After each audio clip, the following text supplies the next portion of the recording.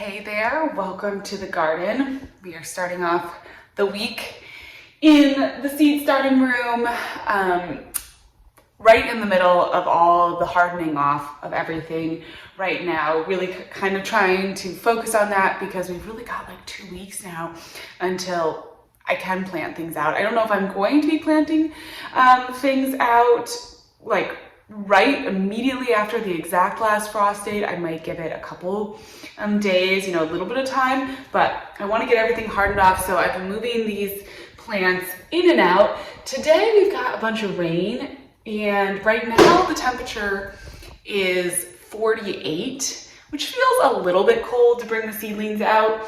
But if the rain stays very gentle and it warms up a little bit, I might go ahead and put them outside. You have to be a little bit careful with seedlings, kind of just like with the sun and everything. If it's raining out, the rainwater is good for them, but it also, they're not used to it. They're still getting used to the outside environment, and so that rainwater can be a little bit intense. And if you get one of those really heavy downpours, it can actually just destroy all your seedlings, and then it can also flood your seed trays. So if you've left your seedlings outside and you get a surprise rain, you need to really make sure that you get out there and either bring them in or drain some of the water, because I have had it happen before where it rains and then the seedlings actually get flooded in their seed cells, and that can ruin everything. The other project I'm doing today is getting my sweet potatoes ready. I bought all these little sweet potato, seed sweet potatoes, and then I totally didn't realize that, you want to plant them from slips. So I have a few different little jars over in the kitchen. I'll show you my setup. I've got a few little jars just on the windowsill, trying to sprout those. I probably could have gotten this started a little bit earlier, but I just totally forgot that was a part of sweet potato starting. And then I also have my seed potatoes out here, kind of just letting them sprout a little bit and get these little eyes. And then sometimes I've just planted the whole potatoes, and none of these seed potatoes are very big. So honestly, I could just plant the whole potato, but I might go ahead this year and, you can kind of cut them up into pieces with the different eyes, and then plant that and get a little bit more potatoes. And I would like to have a good potato harvest. So I might go ahead and do that. I wanted to show you my little house plants that I got started from seed, because these are actually doing really well. So here's all the straw flower. They're looking great. They germinated beautifully. Look how well they germinated. And then over here, these are pink polka dot plants, little from seed. If you want to start a house plant from seed, the polka dot plants are really easy to start from seed. And then I actually got a few, only a couple, but sensitive plants. Look, there they go. Closing up. So I got two, not the best germination, but sometimes, some of these plants are really hard. I got these seeds from MIgardener if you're interested. Look at this, here we go, ready? Even as a baby, it curls up. Oh my gosh, those are so fun. So in the next day or two, I feel like these guys they're pretty much ready to get into some actual containers. So I might go ahead and pop these up and get them growing in a more interested as houseplants, and then I'll be able to work on hardening off the, let's see if I can get this off without breaking it. Hardening off these straw flowers pretty soon here, and then they'll be ready for planting. I also noticed this tray, so you can see my little baby strawberries. There's definitely some Rebecca in there. These are some snapdragons, which, I don't know, look what happened with the germination here. This is why maybe overseeding is a good idea sometimes. I have to go back and look at my cheat sheet. I didn't label these seed cells. I just went ahead and put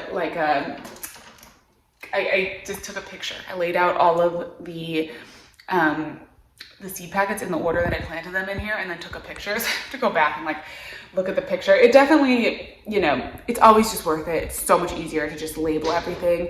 Always recommend labeling everything. Just makes life simple.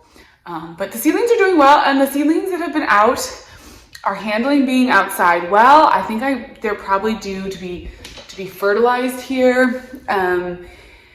today. So I'll probably mix up some fertilizer and give them a little water and fertilizer when I put the seedlings out. And this tray that has the snapdragons, I may go ahead and start hardening this off as well. Even though the strawberries and everything are super tiny in there, I think it'd be good to get them ready, because then I will be able to they'll be ready to be planted out. So yeah, we're just really doing well as far as the seedlings and the hardening off, and I've been taking it super slow. And I'm proud of myself because I haven't killed them all yet. Hardening off the seedlings is always the most dangerous time for me. I always really struggle with this part of the process. I also started all of those elephant ears. And there are a few things taking off. Like, what are these? This tray is getting closer. There's a few things like not ready to go out, but whatever this is, I can't read it, is ready. And then the basil, look at the basil. Now the basil is very much a warm weather thing, so I probably won't be pulling the basil out anytime soon, but we've got some peppers in here, which are looking good. And I'll probably put some of those out as well. And I don't see anything happening with the elephant ear bulbs, but we'll see. I'm just gonna wait and see if those sprout. I feel like in my experience, the elephant ears are one of those plants that kind of like take longer than you would expect. They sort of sit there and wait. And you kind of think like, oh no, the bulbs are toast. They're not gonna sprout, and then they do. So I'm not giving up hope yet. Hey there, another day. It feels kind of cold out here today. It's funny how the weather changes around so much this time of year. Yesterday it was feeling really nice, and then today it's funny, it almost feels like fall. I don't know, there's just like that kind of like crispness in the air. It just feels sort of fall-like. But I'm heading out to the kitchen garden because I want to put down some more Repelsol.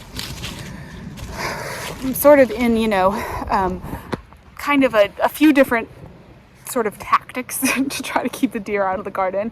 So I do have the fishing line fence going all the way around the garden, which seems to be working. Like, knock on wood, knock on everything. Oh my God, I hope that works.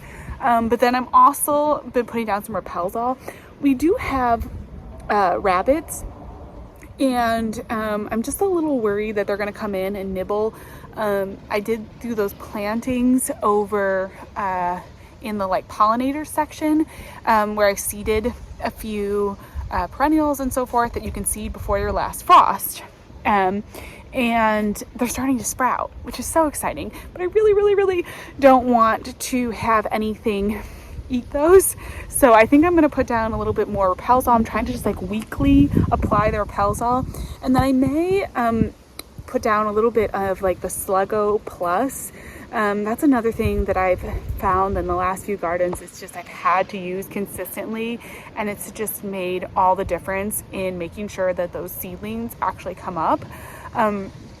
Or I should say, once they come up, that they actually aren't just eaten by slugs. So if you're starting with started plants, if you started plants indoors or you've gotten them from the garden center, a lot of times I found that, by the time you're putting them out there, they're really not big enough for the slugs to do just like a whole lot of really super intense damage. Never had like really, really big slug issue, but I've always had enough slugs in this area that when you're planting seedlings, they can come in and really do quite a lot of damage.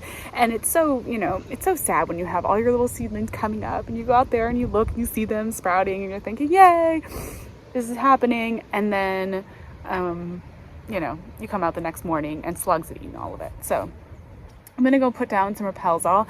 I'm also going to seed a little bit. So in some of my walkways, we have pretty clay soil. Like you can see, a lot of the soil is like this. It's pretty clay. So I'm actually going to seed a little bit of this micro clover. If I can get this to focus. A little bit of this micro clover in some of the walkways. My last couple gardens, I spent so much time sweeping those gardens because I had like patio area. I had concrete. I've also had walkways that were, I should say, mulch. I don't know why I couldn't think of the word mulch. It's the end of the day. Couldn't think of them. They're mulch. So you end up weeding. You're never going to have a maintenance-free walkway. There's always going to be weeding or sweeping or something. But I'm thinking that this year, at least for the first few years here, I'm going to try to just have grass walkways. If I weed, I can just throw the weeds back into the walkway. Any debris that kind of comes out of the raised beds and everything is going to go back into the soil, and it will be composted basically into the soil. And if I have some micro clover in the soil, it actually won't be as much maintenance for mowing. This is really kind of like just basic type of micro clover that should stay pretty short. And I think you may need to do a little bit of mowing with it, but it's not quite as intensive as, I don't know, like just grass. So I'm going to try to seed some micro clover. I'm not pulling up the grass and seeding the micro clover. I'm just kind of like adding the micro clover in. So we'll see how that goes. I think I may, as the years go by, this may be a developing process where I start to add more and more of these kind of like ground cover kind of things in the walkways. But I want to get my garden bunnies, and I'm hoping that they'll be able to actually help kind of move around the garden too and do some eating of the walkways and fertilizing and so forth. So we're just going to see a little bit of this. This is, you want to plant after the danger of frost, and I could certainly wait a couple weeks, but with clover, I feel a little bit less like I need to wait, and we actually are.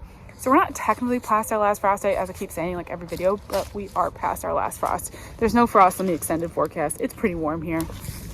We're gonna go seed it and just get it started, mostly because I'm impatient, and I told myself I'm not gonna plant any plants, so I'm not seeding like flowers, but I'm gonna seed my clover. Look at this. Remember those great hyacinth bulbs that I put in? Look, they're coming up. Oh my gosh, this is so exciting. And so are the allium bulbs are doing really well. This is so fun to see. These hopefully will naturalize and really fill in this area. Oh my gosh, this is so exciting. Really, really fun. Okay, so I don't have a very precise plan, and I'm not doing a super heavy seeding, but you can see where there's just not a lot of grass growing in this area. So we're gonna put some of this down and just see how it goes.